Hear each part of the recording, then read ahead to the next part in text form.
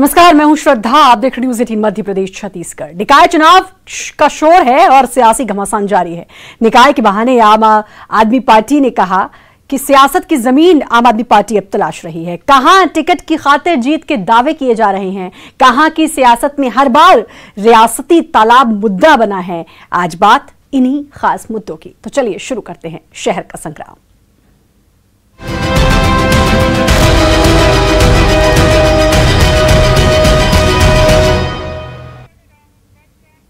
मध्य प्रदेश में नगरीय निकाय चुनाव के बहाने विधानसभा की जमीन तैयार करने में जुटी आम आदमी पार्टी अब नगरीय निकाय चुनाव में पूरे दम खम से उतरने की तैयारियों में लग गई है। प्रदेश के सबसे बड़े नगरीय निकाय इंदौर में पार्टी ने प्रत्याशी चयन के लिए दिल्ली से 2 पर्यवेक्षक भेजे हैं, जो टिकट मांगने वाले प्रत्याशियों से एक फॉर्म भरवा रहे हैं, जिससे प्रत्याशी की हैसियत का आंकलन किया जा सके।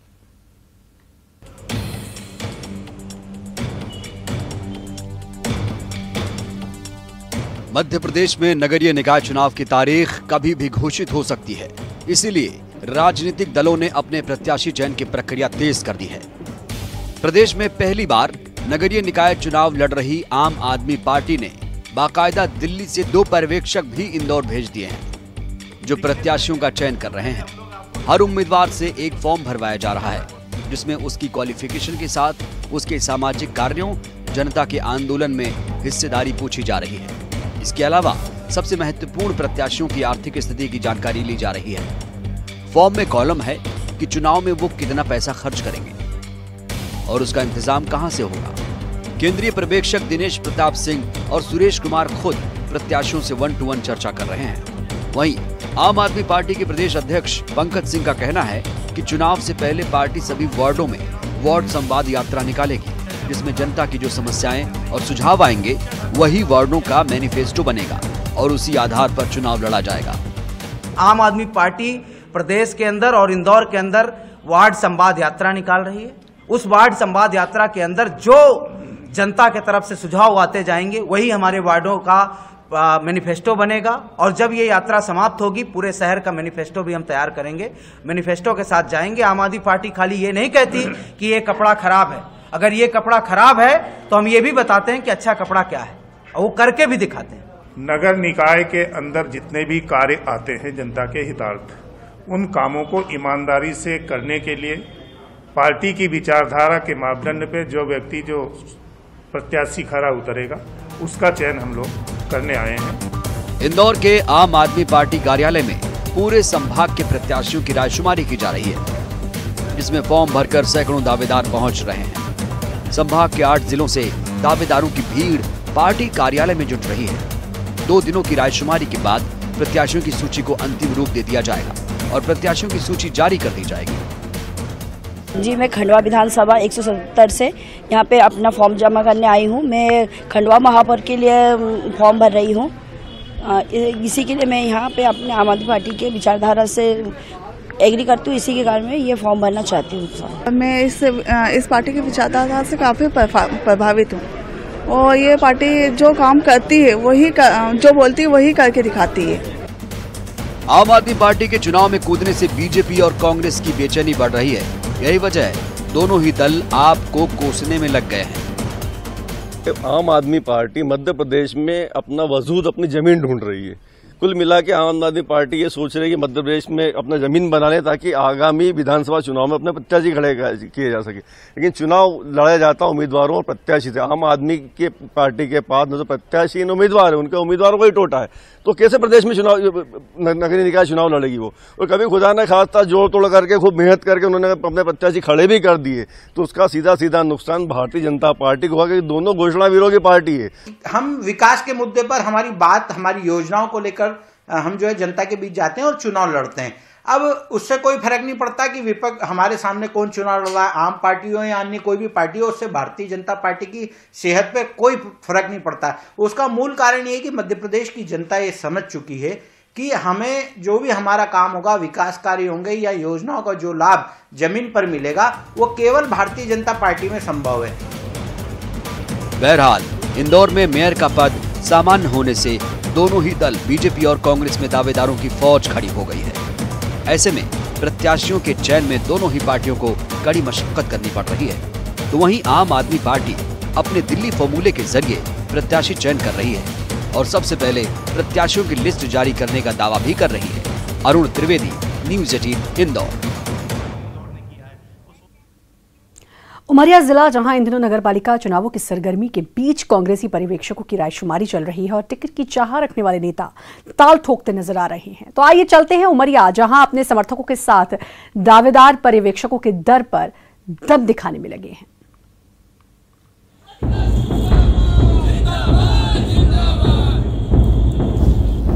उमरिया शहर की सड़कों पर लगे कांग्रेसी नेताओं के भारी भरकम बैनर पोस्टर पार्टी के उन पर्यवेक्षकों को दम दिखाने के लिए लगाए गए हैं जो इसी रास्ते से होकर सिंचाई विभाग के रेस्ट हाउस में दावेदारों का बायोडाटा लेंगे। टिकट की चाह में नेताओं और समर्थकों का जमघट लगा है और उनके अपने अपने दावे भी कि पार्टी ने मौका दिया तो जीत तो उनकी पक्की है। तो लगभग मुझे 16-17 साल हो गए हैं काम करते और मुझे लगता है हमारे जानते जानते अभी पहली बार है ये सामान्य सीट हुई है और हमको अभी मौका नहीं मिला तो फिर कम मौका मिलेगा। तो ये आधार है हमारा टिकट मांगने का और अगर हमें अभी मिलता है तो युवाओं को मौका मिलेगा। चाहता हूं और लोगों की मंशा है कि मैं इस नगर पालिका निर्वाचन में आऊं और जो लोग सोचते हैं मेरे से कि मैं उनके दुख सुख को बांटूं और जो यहाँ की बड़ी भारी समस्याएं हैं, बहुत सारी समस्या लोगों ने बताया, इसके लिए मैं लोगों के कहने पे अपनी दावेदारी प्रस्तुत किया हूं। यदि मुझे कांग्रेस पार्टी टिकट देती है यहाँ पे अध्यक्ष पद का तो मैं निश्चित रूप से प्रयास करूँगा चुनाव जीतूँ और जीतने के बाद जो भी इस उमरिया जिले की जनता सोचती है उसके अनुरूप काम करूँ। यही मेरा आज का संकल्प है और यही मैं चाहता हूँ। पिछले 7 साल से कांग्रेस शहर की सत्ता से बाहर है। मसलन पार्टी की कोशिश होगी कि सत्ता में वापसी हो। पार्टी ने इसके लिए 2 पर्यवेक्षक भी भेजे हैं जिससे जिताऊ उम्मीदवार को मैदान में उतारा जा सके। लेकिन यहाँ तो पार्टी के जिला अध्यक्ष को बीजेपी का इतना खौफ है कि उन्हें सभी सीट पर जीत में अभी से मुश्किल नजर आने लगी है। कौन प्रत्याशी अच्छा होगा, कौन नहीं होगा, ये पूरी भावना जो कांग्रेस कार्यकर्ताओं का है, पदाधिकारियों का है। हम बाज़ार में भी जाएंगे, व्यापारियों से भी पूछेंगे, हम मीडिया के साथियों से भी चर्चा करेंगे। इन सब से जो बात निकल कर के आएगी वही प्रत्याशी हमारा अच्छा होगा। होना है तो हमारी बेहतर स्थिति रहेगी। हम चारों तो नहीं कह सकते लेकिन 3 नगर पंचायत नगरीय निकायों में हमारी विजय होना सुनिश्चित है। दरअसल जिले में नगर की सत्ता हो चाहे विधानसभा या फिर लोकसभा की सीट, सभी पर बीजेपी का कब्जा बरकरार है।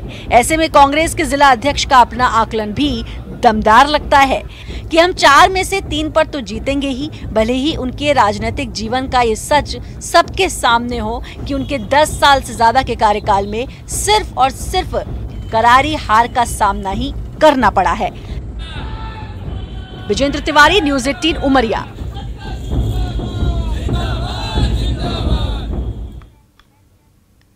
मंदसौर में नगरपालिका चुनाव से पहले एक बार फिर शहर का मुख्य पेयजल स्रोत और पिकनिक स्पॉट तेलिया तालाब चुनावी मुद्दा बनते जा रहा है, जो कभी रियासत काल में 484 बीघे में आता लेकिन अब सिमटकर वो भूमाफिया के कब्जे में चला गया है।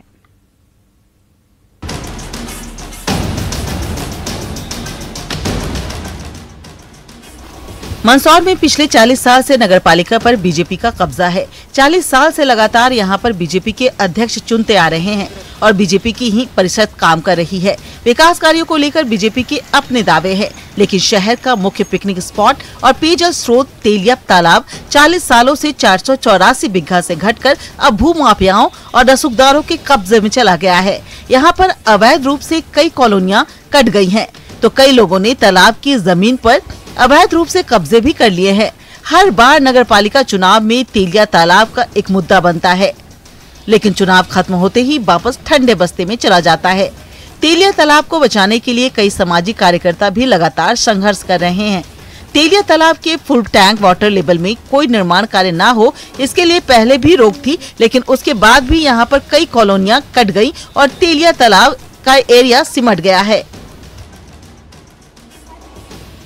ये माननीय जो एनजीटी है न्यायाधिकरण, वहाँ से मतलब एक तेलिया तालाब के एक जो अपनी MWL है, मतलब मैक्सिमम वाटर लेवल है, उसके निशानात करने के लिए, जिससे कोई निर्माण कार्य उस एरिया में ना हो, उसकी एक टीम बनाई गई है। उसमें नगर पालिका भी है, उसमें जल संसाधन विभाग भी है, उसमें राजस्व विभाग भी है, उनके सब अधिकारीगण भी हैं। और ये वो निशान ढूंढ के, मतलब जो नक्शा एनजीटी में कभी प्रस्तुत हुआ है, उस नक्शे पे को देख के और मौके पे वो निशानात लगाए जा रहे हैं। तो अब ये क्या चारों तरफ से निशान लगाए जाएंगे पूरे तालाब में। कलेक्टर साहब के निर्देशन में एक टीम ये जो बनी हुई है, चारों तरफ मतलब पूरा चारों तरफ निशान लगाएगी। जब कसा जाएगा तब मालूम पड़ेगा कि ये सही निशान लगे हैं कि नहीं। तब उसकी कब्जा तो बहुत सारा निकला है इसमें यशनगर है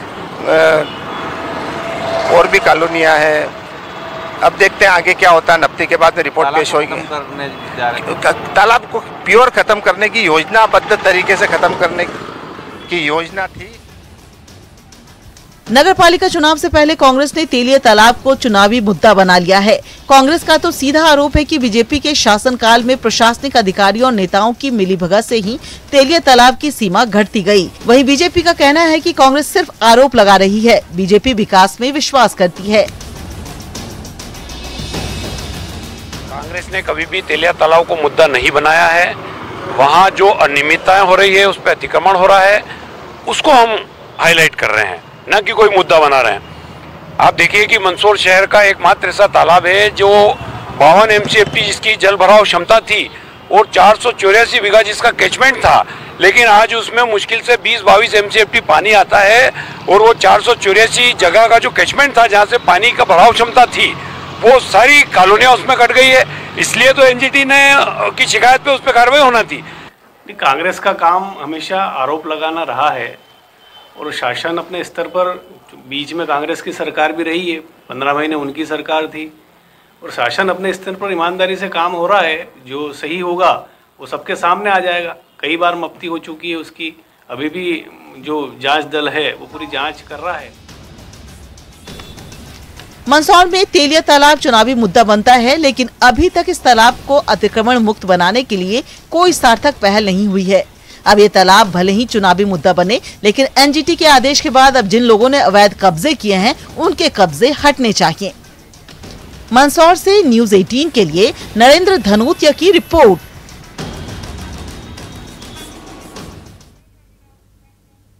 तो रियासत काल का तालाब लगातार सिमटता जा रहा है, कॉलोनियां कटती जा रही हैं, माफिया का कब्जा है और अब ये एक है राजनीतिक मुद्दा भी। अब देखना होगा आने वाले नगरीय निकाय चुनाव में अब इस मुद्दे पर कौन कितना खेल पाता है और माफिया कब्जे पर कौन क्या कुछ कर पाता है। ये तो खैर वक्त ही तय करेगा। वक्त एक छोटे से ब्रेक का है, जल्द हाजिर। ब्रेक के बाद एक बार फिर से आपका स्वागत है शहर का संग्राम में। और शहर का संग्राम जिसमें तमाम दावे वादे, किसके कितने दावे होंगे पूरे सही और किसके कितने वादे होंगे पूरे, ये सब कुछ पता चल जाएगा आने वाले नगरीय निकाय चुनाव में। दशकों बीत गए हैं लेकिन इंतजार बाकी है। फिर चुनावी साल है, फिर वादों का सिलसिला है, लेकिन बुनियादी सुविधाओं की आस में बरकरार है।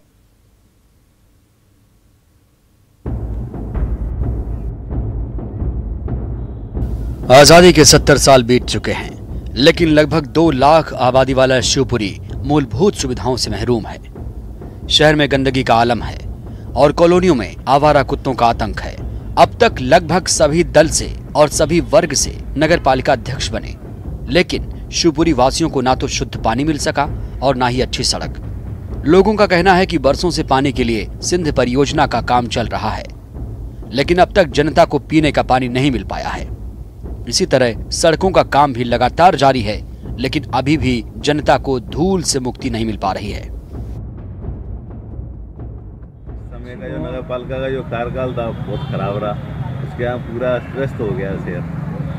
अब जो नया अध्यक्ष बनेगा उसके बाद और ये कोई अच्छा अध्यक्ष आ जाएगा, अनुभवी, जिसको पहले से अनुभव हो, उस कार्य को पूरा।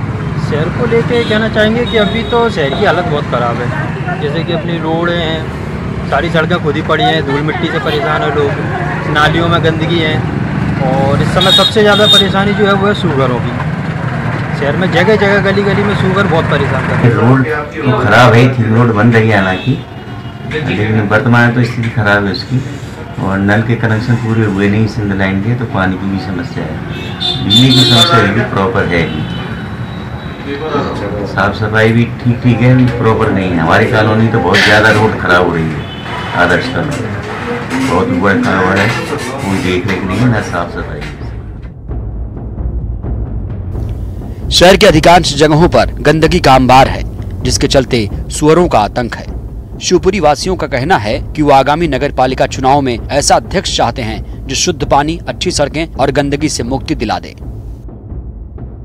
शहर को जानता हो, शहर को समझे, शहर की समस्याएं उसको निश्चित मालूम हो और विकास के लिए तत्पर रहे, जो जनता की समस्याओं को सुने और सुलझाए, ऐसा कोई योग्य व्यक्ति जो वो शहर में आना चाहिए। नगर पालिका अध्यक्ष ऐसा चुनेंगे जो सेल्फ हो, खुद निर्णय ले सके, किसी नेता की पत्नी नहीं हो, जो खुद पार्टी से जुड़ा हुआ हो या मतलब जो खुद शहर के बारे में जानता हो, ऐसा नगर पालिका अध्यक्ष चुनने की कोशिश करेंगे। इस मामले में कांग्रेस का कहना है कि इस बार जनता को ऐसा अध्यक्ष देना चाहते हैं उसमें जनता के लिए कुछ करने की ललक हो।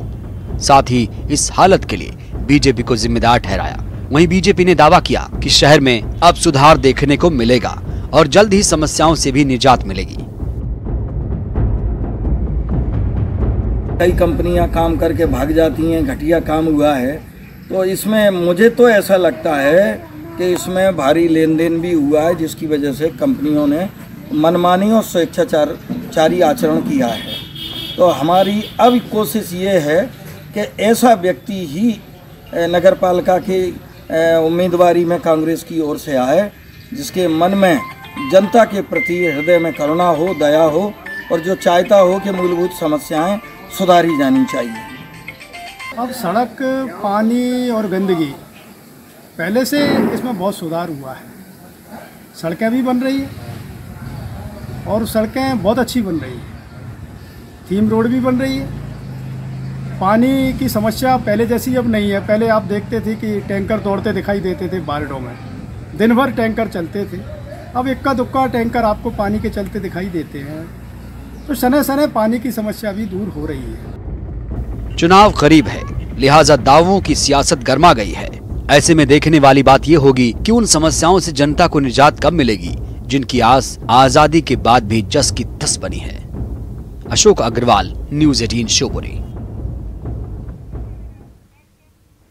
तो हमेशा की तरह जनता की आस अभी भी बरकरार है और यह आस है मूलभूत आवश्यकताओं की। अब देखना होगा आने वाले चुनावों में क्या मूलभूत आवश्यकताएं जनता की पूरी होती हैं या फिर ये आस सालों साल ऐसे ही बरकरार रहने वाली है। ये तो खैर वक्त बताएगा। और इसी के साथ शहर के संग्राम में इतना ही, लेकिन बाकी खबरों के लिए आप लगातार बने रहिए न्यूज़ 18 मध्य प्रदेश छत्तीसगढ़ के साथ।